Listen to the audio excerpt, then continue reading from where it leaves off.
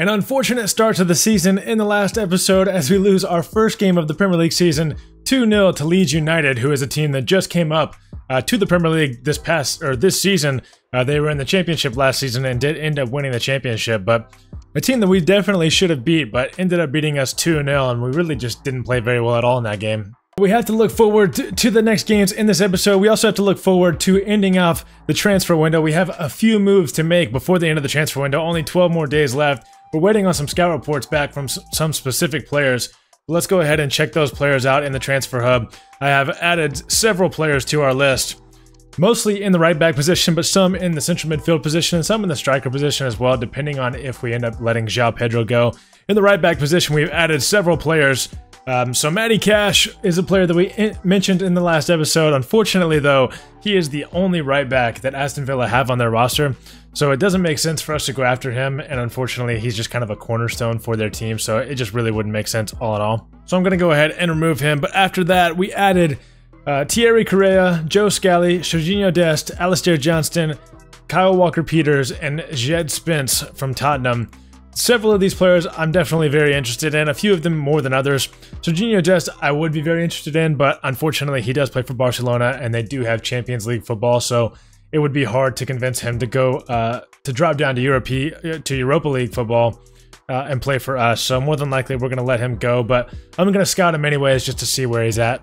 And Thierry Correa is a player that I'm interested in as well, but I'm not sure where Valencia finished last season in Spain. They could be in a Champions League spot as well. Alistair Johnson could be in the Champions League as well. I think Celtic are in the preliminary rounds as of right now, so we'll see how they go. But Kyle Walker-Peters and Jed Spence, we could definitely bring in both of them to our club. Spurs didn't finish in the top 5 last season, and they finished, I believe, in like 7th or 8th place, so I'm not sure if they even have Conference League football.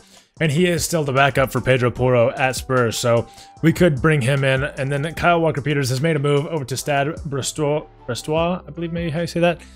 So we could bring him in as well. We're waiting on the scout reports back before we do anything. At the center back position, we still only have Evan Ndicka.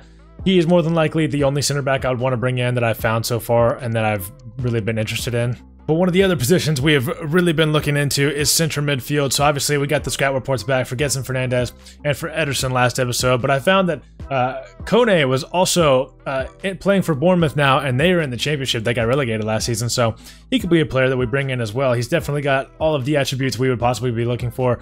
Unfortunately, though, he doesn't have that free kick accuracy, which is something that we are looking for in our newest central midfield player if we do bring one in. And Gedson Fernandes has that capability. Looks like we could get him for maybe a little bit less than 40 million, so we might end up going after him.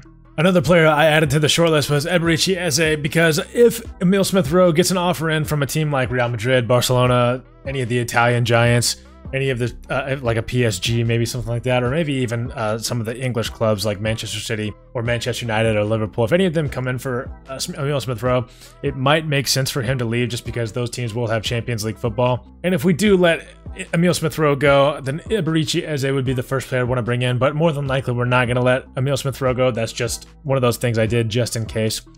And then the striker position as well, I've added some players just in case João Pedro ends up leaving. We have Dane Scarlett from Spurs, Giuseppe Ambrosino from Italy playing at Napoli, I believe, Jay Stansfield playing over at Valencia, and Thiago Moraes playing at Villarreal. But yeah, for most of those players, we are going to wait for the scout report to come back, which I don't think it's going to come back before the end of the transfer window, so we're going to make a lot of moves very, very close to that deadline day. But before we make any moves, we are going to at least play this game against Aston Villa before we make any transfer moves. It's not really going to matter. We have 273 million euros to spend as of right now. We started with 225, and our budget has grown due to sold players, wage cuts, things like that. So we've got plenty of money to spend. We are going to have the ability to buy some very, very much needed players in this transfer window, because with us finishing top 5 in the Premier League and being in the Europa League as well, possibly fighting for a championship, for a trophy in that competition, I can definitely see Brighton wanting to splash some cash on some players. I'm not looking to spend, the full 273 million necessarily, but definitely at least 100 million on some players to bring in. And one thing I did want to go ahead and do in this career mode as of right now is bring back Lenny Jansen from his loan. It is going to cost us a little bit of money, but, given the fact that we have such a big transfer budget, not going to cost much at all. And now, since we brought him back, I mean, just looking at his attributes, I'm actually going to go into the team management and compare him with Buonanotte. He is just much better than Buonanotte, in my opinion. I mean, he's got better pace, better shooting, passing only one behind Buonanotte, but dribbling better, defending better, which, you know, doesn't really necessarily mean anything. And then his physical attributes are just the same, but with 5-star skill moves, 5-star left foot. He's 6'1". I mean, just across the board in a lot of areas, he is much better than Buonanotte, and especially in some of the technical attributes, he is definitely better, which is something we love to see. So I'm going to bring back Lenny Jansen. We brought him back already, and then I think we're going to try to loan out Buonanotte. He's been a solid player for us the past couple of seasons, but he just, I don't really love him, and I'm not in love with the idea of keeping him around. He's a solid backup player, but I think Lenny Jansen could be better, and I think Lenny Jansen could even end up fighting for Pedro Neto for that starting spot. And we might even put Lenny Jansen out on the left sometimes if we feel like we need to. But for now, we got a game against Aston Villa in the league. This is the lineup they're going to be going with. Jonathan David still up top. This time they have Correa up top instead of Ollie Watkins. I'm not sure if he's still at their team, but very, very solid lineup. They actually have Kieran Tierney and then Hugo Lloris in the back as well. It's a very, very interesting lineup for Aston Villa. This is the lineup we're going to be going with, pretty much the strongest 11 we can put out. So I'll see you guys on the pitch. All right, first game of the day. We need to get a dub here because we lost to Leeds in the last episode in our first game in the Premier League, and we are not starting off very hot in this game so far. Andy Diop fouled in midfield. That is a nasty challenge early on in this game. Could have been a very, very dangerous challenge. Only going to be a yellow card for, I'm not sure how to say that name, but Pedro Neto pushing down this right side, sees a pass inside to Sesko. Sesko's going to have to do a lot to get around these defenders. Trying to go over the top there. Terrible pass, but Matty Cash with a terrible clearance. Adingra ends up with the ball. Andy Diop is going to find Smith Rowe. Smith Rowe's going to go for a shot, and Smith Rowe's going to get that one in the back of the net. I did not think that was going to go in. But we take a 1-0 lead here after about 15 minutes in this game, and of course, it's Emile Smith Rowe with our first goal of the season. Kirkez having to do some defending down here on the wing. Not Jonathan David. Yeah, he passes inside to Correa. Correa is going to take a touch inside. I thought Igor was going to be there in time, but they get a goal immediately after we scored, only 3 minutes later. I didn't really look at that goal's replay too much, but I felt like their defender was kind of blocking the view of our goalkeeper, which, if I'm not mistaken, is an offside, or could be an offside penalty, but I'm not too sure about that, so correct me if I'm wrong. Kirkez finds a pass down here to Adingra. Adingra, I see Benjamin Sesko started to make a run, then kind of stopped, then kind of started making a run again, but that one's going to be collected by Lloris. Tariq Lamptey with an interception out here on this right side. Doesn't have an option to go into just yet. He's going to pull it back momentarily. We're going to go for a cross here. Not a bad effort. It was on track for Benjamin Sesko, but that one's cleared away. Dinger's got some pace to get around this defender. We're going to look towards the back post for a pass. It was an ambitious effort. Fabricio Diaz knocks that one down, though. Pedro Neto going for a shot. He was a little bit off balance, unfortunately for us. Douglas Luiz with a fantastic pass out here to Kieran Tierney. We're trying to track back with Lamptey. We do so very well. Tierney has to go back. Inside to Barry. Inside to, not even going to try to say his name like earlier. Back inside to him. Correa. Inside to Bailey. Bailey takes a shot. Great passing there by Aston Villa and a great run of play, but Verbruggen is able to make the save on that one. They will have a corner here, though. Looks like they're going to take that corner short. Leon Bailey on the edge of the box. Finds Douglas Luiz. Inside to Barry. Barry takes a shot. Verbruggen palms that one away yet again, but this time we're able to keep it in. We need to try to clear this one out. A turnover in midfield. Smith Rowe looking for Andy Diop. Andy Diop, we've seen him score some towards the end of the last season. I guess he only really scored one. Scored that power shot at the end of last season, which was probably the best goal we scored. And again, Lloris's goal kicks have just been absolutely atrocious, honestly. Adingra able to get past the defense. Trying to get that pass in, though. Can't get it past Konza. The referee's going to blow his whistle. That's going to be halftime. A 1-1 game going into half. And now we have a fantastic pass in from Jonathan David to Leon Bailey. Lewis Dunk is able to get back, though, and is able to get a tackle in. I think that one's going to go off of us, but it is going to be an Aston Villa corner. Aston Villa take that corner short again. A nice pass inside. Konza tries to chest it down, though.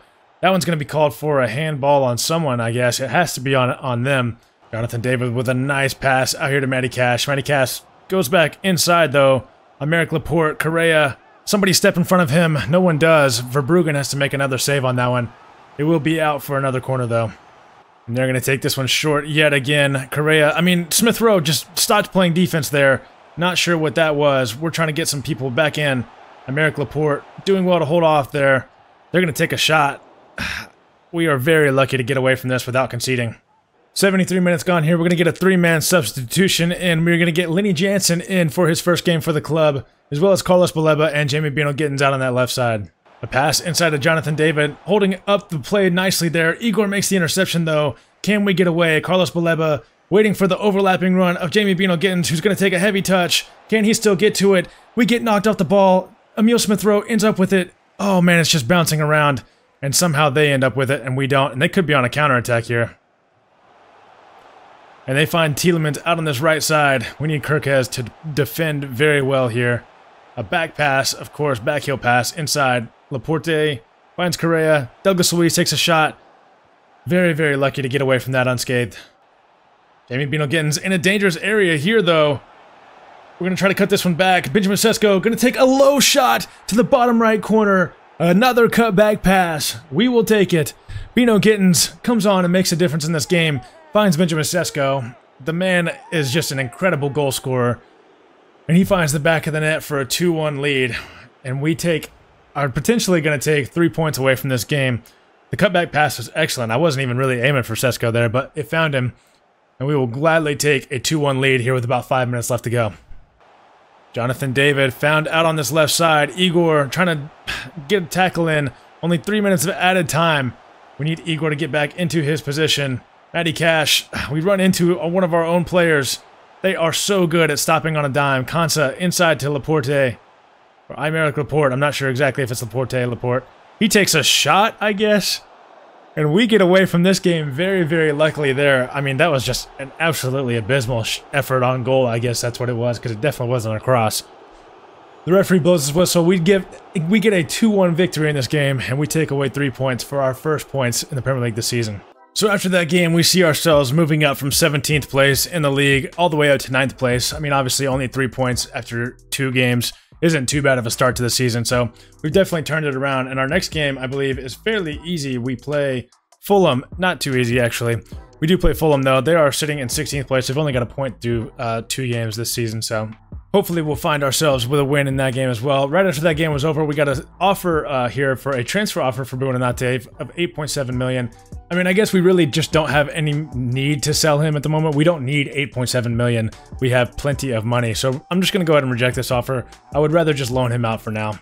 We do get a loan offer for Buonanotte eventually, but it is from Liverpool, so that just wouldn't make any sense. We want him to go to a club where he would actually get some game time.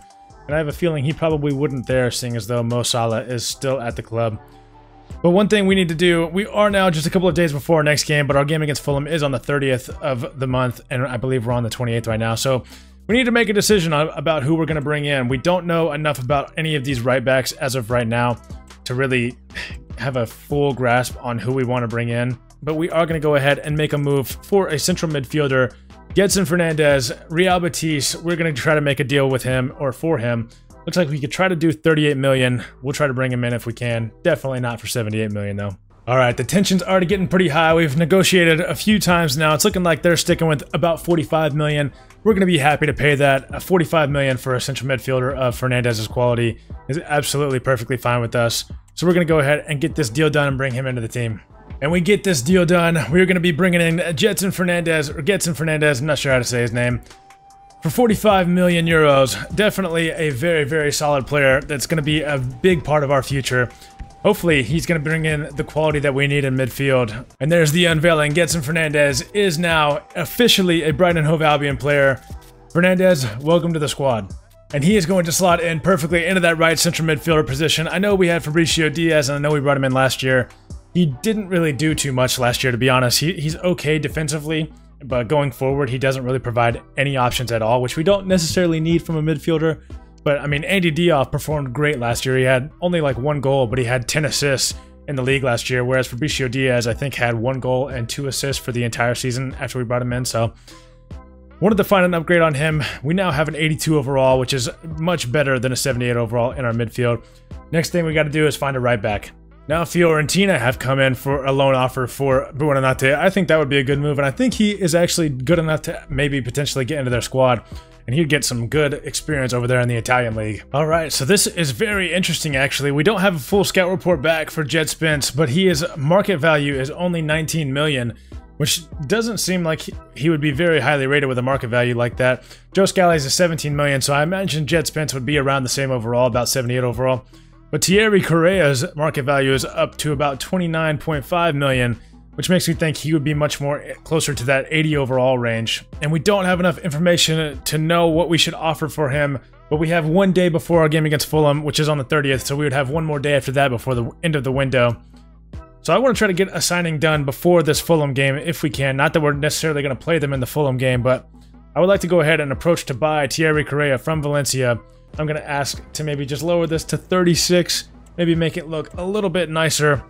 They're going to say 38.7, they're sticking with it. I'm honestly just going to accept that deal and say that that's fine. We're going to go with that, and then we're going to go ahead and get into a negotiation with him. They didn't give us any information on what we should be offering him as far as a wage. I'm going to offer him 80,000, which is double his salary at Valencia, which is what we had to do for Getson Fernandez to bring him in. And a signing bonus of 500,000. Hopefully that's going to be enough, and hopefully they say that that's not a bad deal. They actually want a little bit more than that. They want a little bit of an appearance fee and a signing bonus. I'm just going to go with the signing bonus straight up. A little bit more on the wage. I'm happy to accept that. Let's get Thierry Correa into the squad, and let's get him into this team and try to make a difference in that right back position. And there it is, boys. 38.7 million for Thierry Correa into the squad. A C rating. We don't really care about these ratings. They don't affect anything at all. Thierry Correa is an 81 overall. That is absolutely fantastic to see. Let's go ahead and look at him in the team management screen. I'm probably not going to immediately play him in the squad just because that would be unrealistic for him to transfer to a club and then the next day play a full 90 for them. And then his technical stats look pretty good as well. He's got great crossing, great curve, pretty good dribbling, good enough passing, and then pretty solid tackling as well. We were absolutely okay with that. And he's also got 5 play styles, which we love to see. And we are finally to match day here against Fulham. We're going to go ahead and get into this game against Fulham. This is the lineup that they're going to be going with. Pretty solid lineup. And then this is the lineup that we are going to be going with in this game. We are going to be starting Fabricio Diaz still, even though Getson Fernandez has joined the squad and has been here for a few days. And we're going to start Valentin Barco out of that right back position, even though he's left-footed. But we do have Fernandez and Correa on the bench so that we can bring them in for their debut at some point in this game, potentially. And then we have Lenny Jansen as well on the bench, and we're going to try to use him as much as we possibly can. But very, very solid team. I think this team is starting to really look good and starting to come together very nicely. Diomande in that left center back position. Let's go ahead and get into this game against Fulham at the Amex Stadium. A deflection in midfield sees us on a break. We try to get that pass over the top. Calvin Bassey in the way of that one. He was very good in the last game against us, if I remember correctly. But we get the ball back. We could be on the break here in a dangerous area. Fabricio Diaz. I see a run on this left side from Emile Smith-Rowe. We couldn't get to it. Bassey tries to head it away. Andy Diop ends up with it. We get a pass inside to Adingra. I'm going to go back out here to Andy Diop. Try to get around Calvin Bassey. I mean, he is just an absolute beast. Sesko kind of helps out. Adingra from the edge of the box goes for the shot. Not a bad effort, but it does go wide of the post. Fulham pushing down this left side. Alvaro looking for a cross inside. That ball finds Alzate, our former player. I don't know how Diomande didn't get his head to that one and didn't head it away. What a cross from Alvaro, and what a finish from Alzate. We haven't seen him in a while. Our former player from the very first season in this career mode. We never really used him. An excellent cross here from Alvaro. Valentin Barco not able to get in front of it. And, I mean, our defenders, Kirkes, Diomande, Barco, nobody really did well in that position at all. It actually ended up going through Kirkes' legs as well, which makes it even worse. Adingra with a nice move to get around the left back. Has Calvin Bassey right on him, though. Looking for a pass back inside to Kirkes. Kirkes is going to be out of position now, and Iwobi is pushing down this right side, or, yeah, their right side. Gets around Diomande. We are in a tough spot. Cross in from the player out there. Poor cross. We're able to get away. Smith-Rowe ends up with that ball. Tackles the defender. I'm not sure what he was doing. We're going to try to find a pass to Benjamin Sesko. We find a lane. Sesko goes for the shot. That one is cleared away. We end up with the ball. Adingra ends up with it.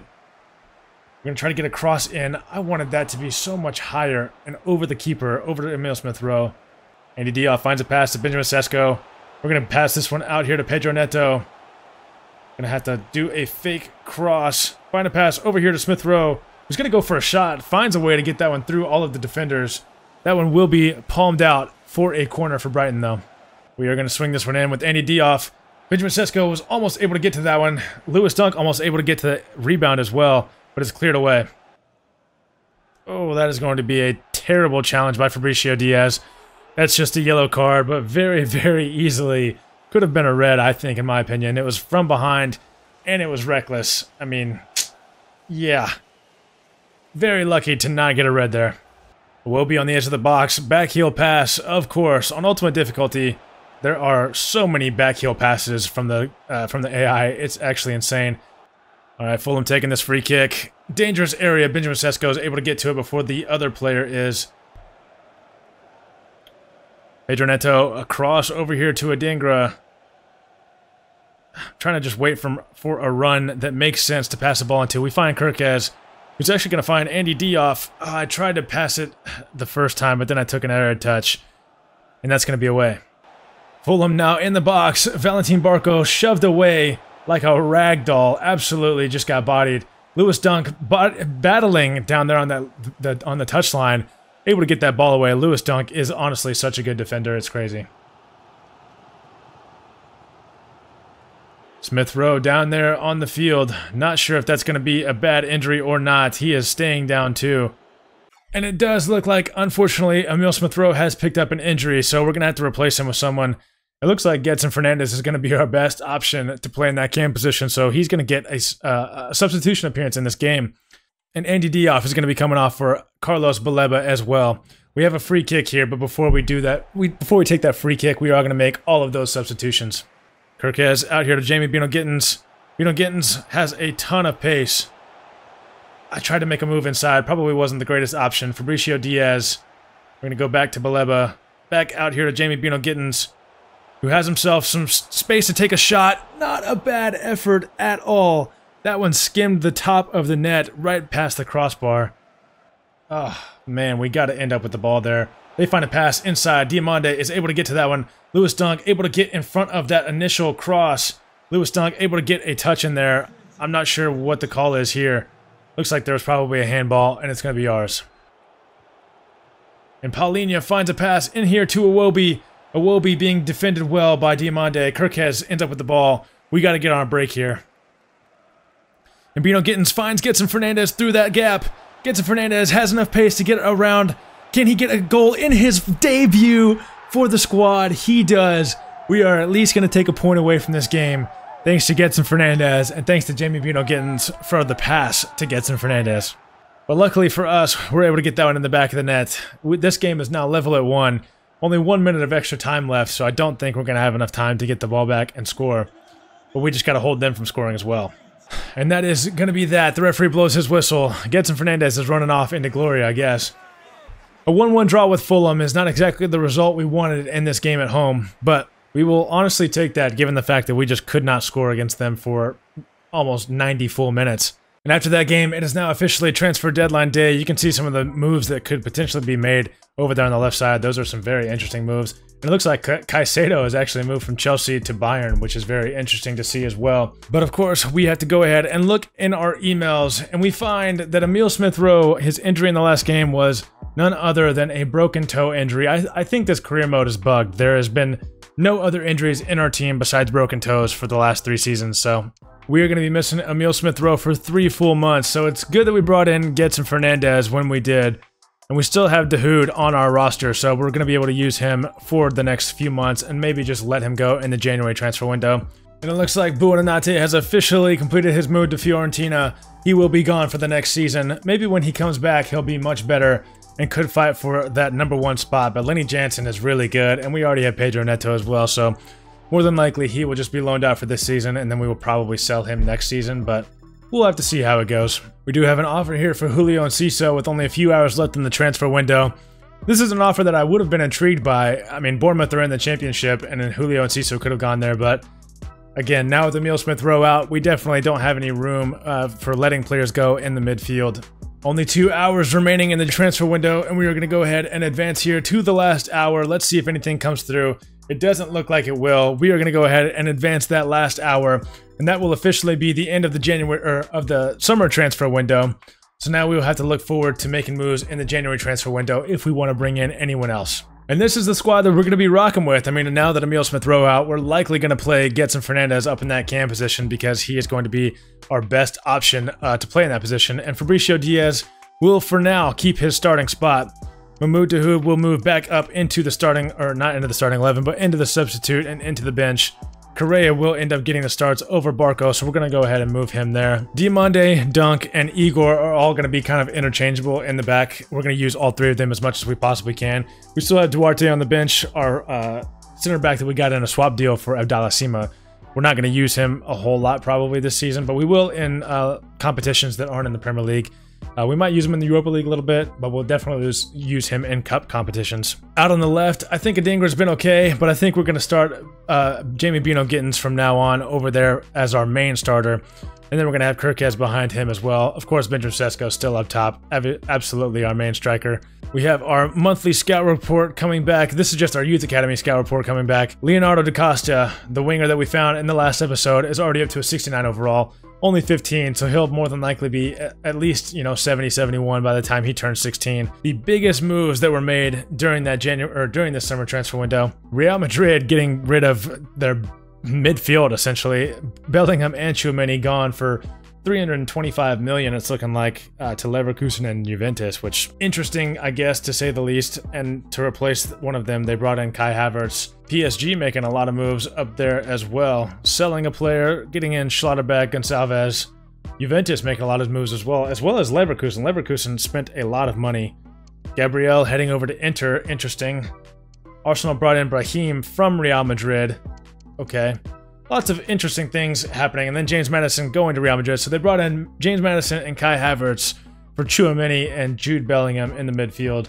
Interesting moves, to say the least, for sure. I'm going to keep scrolling through just to see some of the other big moves. Lots of, just very interesting moves for sure. Yuri and Timber moving from Arsenal to Fiorentina. Arsenal got rid of at least 3 players there. Not sure what their transfer window was there, but yeah, that's going to be that for the clubs bringing in players and the big moves made for clubs. And then I'll quickly scroll through our summer transfer window, the moves we made. A lot of loan players going out. And then some smaller deals being made, of course, as well. Our 2 big transfers out were Sebastian Bornau for 27 million to Sevilla and Kozlowski to Brentford for 14.7. But besides that, we did not see any players leave for a substantial amount of money. But of course, brought in Fernandez and Correa for about 83 million-ish. So a successful transfer window, I would say. We got a scout report back before our next game, and I already added a couple players. I just forgot to press record on that, so that's my bad. But we had 2 players worth over $1 million already. Denis Moraes is already a 66 overall. Potential only 63 to 87, but obviously that could be much better. And it's looking like we can't move him into multiple positions. They want us either on the wing or an attacking midfielder, or we could keep him as a central midfielder as well. He's right-footed, so let's go ahead and make him a left winger, and we'll see how good he ends up becoming. And then we had Renato Ribeiro, a center back, 6'2", 167. 78 to 94 potential. He looks like he could be very, very good as well. So we're going to go ahead and train him to be a defensive center back, already 63 overall. The Youth Academy is starting to shape together pretty nicely. We now have a lot of players that could end up in the squad, especially Leonardo da Costa, but now Denis Moraes could also end up making an impact on the team as well. And now we have our final game of the episode. We are going to be playing this game against Burnley. It is an away game at Burnley at Turf Moor. This is the lineup that they are going to be going with. They now have Harvey Elliott like they did at the end of last season. I can't remember if the 5-1 loss that we suffered to them last season was our last game against them or if that was our first game, but last season they did embarrass us 5-1, so we would love to get back at them. We're going to start Thierry Correa in this game over in that right back position. We're going to leave Diomande in defense as well. This is the lineup we're going with. Let's go over to Burnley and let's get a win. Damien Bino Gittins pushing down this left side. I see a cross, a potential cross into Benjamin Sesko, but that ball is going to be very much cleared away. Thierry Correa pushing down this right side. I was looking for a pass to Pedro Neto. We're not going to find one. We're going to keep running here. We find a pass to Benjamin Sesko, and we find the ball into the back of the net Thierry Correa with a cross to Sesko gets an assist 6 minutes into his debut. Gedson Fernandez and Thierry Correa could prove to be very, very key signings for the future of Brighton and Hove Albion. Jamie Bino Gittins pushing down this left side, was able to get past the defender there. We have Gedson Fernandez in the box. I don't like our options right there, but I like that option. Wow, 2-0 over Burnley after only 10 minutes. Let's try to put 6 or 7 on these guys. Obviously, I'm going to have to play pretty good for that to happen, but an assist and a goal for our 2 new signings already this early on in this game. Gedson Fernandez is going to be very nice to play with in that cam position. Herquez finds a pass down here to Benjamin Sesko. We're going to run right at the defenders. We're going to cut inside, actually. Benjamin Sesko is going to go for a shot. A little bit too much power behind that one. Very ambitious. Burnley pushing down this left side. I thought that was going to be an offsides. We're going to try to get in the way of that one. Thierry and Lewis Dunk combining to get the tackle in on that defender, or on that attacker. And now Gedson Fernandez looking for a ball over the top to Sesko, who's going to try to make a move inside. Does so nicely, a little bit slow. We're going to find Fabricio Diaz, who's still with the ball. I tried to take a shot earlier. He took a bad touch. That's going to be collected by the goalie. We take a nice touch to get around him. Unfortunately, he gets back, though. I'm not sure what that touch was. Now Pedro Neto's on the edge of the box, taking a shot. Probably a very ambitious effort. And Dooney inside to Benson. Benson able to take a shot on goal. Verbruggen does have to make a save. That's going to be a corner for Burnley. Burnley take this corner long. Gedson Fernandez does well to disrupt the header there. Herquez is going to be able to clear this one away. We're going to find Benjamin Sesko. And Sesko finds a pass to Jamie Bino Gittins. He's got the pace. Can he find a lane inside? He gets the ball around the defender. Jamie Bino Gittins is a fantastic player. And he finds our 3rd goal of the first half after 40 minutes. There it is, the end of the first half. We are up 3-0. I would love to beat this team by at least 5 or 6 goals to get back at them for the 5-1 drubbing they put on us last season. And Gedson Fernandez with a pass out here to Jamie Bino Gittins. Can we find his 2nd goal, or can we find him an assist? I don't like our options right there. We find Gedson Fernandez, who hits the ball towards the net, but hits the post, and that's going to be cleared away by Burnley. Burnley on the edge of the box here. An excellent pass inside to Harvey Elliott. An excellent shot. That ball gets bounced around. Verbruggen has to make the save, but it is collected very easily in the end. Fabricio Diaz with a nice tackle in midfield. I didn't like our options just there. We're going to play this one back to Pedro Neto. He's going to look for Correa, who finds Sesko. We do not have an option to run in there, but we find Gedson Fernandez, who's going to go with the shot with his left foot. Peacock Harrell makes the save. That one's going to be knocked out for a throw-in for Burnley. Foster pushing down this left side for Burnley. Lewis Dunk having to track back. I mean, it doesn't look like he's got 42 pace right there. But that is a nice move. Mdouni, oh, Diomande, wow, that's going to be an own goal. Oh my goodness, we needed to clear that one away. I mean, I tried to with Diomande, but I think he kicked it right into Verbruggen. Yeah, we got to watch the replay on this one because I'm not even sure what happened. Diomande goes to clear it as Verbruggen's going to collect it. And yeah, that's going to end up being an own goal and just a terrible play. Thierry Correa out here trying to defend. Foster now inside. We're going to get back with Andy Dioff, try to get in front of him. That pass is going to be into Amdouni, who takes a shot. That one's going to be out for a goal kick, though. In 75 minutes gone now, we're going to make a 3-man substitution, bringing on João Pedro, Lenny Jansen, and Carlos Baleba in midfield. Amdouni takes a shot from the edge of the box. That one's going to be deflected. Back here, Barrero takes a shot. That's going to find the back of the net. This game is only 3-2 now. Burnley have fought back to get back in this game, but we only have to waste 5 more minutes. We can not give up a 3rd goal. Baleba looks for a pass out here to Lenny Jansen. Jansen has a lot of pace on him. We're going to push this one back, though. Look for a pass inside to Baleba, who's going to take a shot. That one is deflected and out for a corner. Only 1 minute left of extra time. So I think we have wrapped up this game. We're going to send this one in with Gedson Fernandez. Try to find João Pedro in the middle of the box. Not going to find him. But we do find Fabricio Diaz, who's going to find Bino Gittins, who's going to find Lenny Jansen, who goes for a shot. Not a bad effort. Another corner. Lenny Jansen swinging this one in this time. Carlos Baleba gets on the end of it. Hits that one out. It will be a goal kick, but I believe the referee is going to blow his whistle there. That will be full time. 3-0 at the break, and then 3-2 at the end of the game. Burnley outplayed us in the second half, but we still end up with 3 points. And so at the end of 4 games in the Premier League, we are currently sitting in 8th place. It seems that we have found ourselves in 8th place a lot over the last few seasons. but obviously only 4 games in, we're still in a good place. We're going to have to see how the rest of the season goes. As you can see, the bottom of the table, Spurs in 16th. Not great for them. Very, very opposite of what they're doing in real life. That's where we're going to leave the episode, though. Thank you guys for watching. Please let me know if you enjoyed this video by liking and subscribing to the channel. Please be sure to like the video. I'll catch you guys next time. Peace.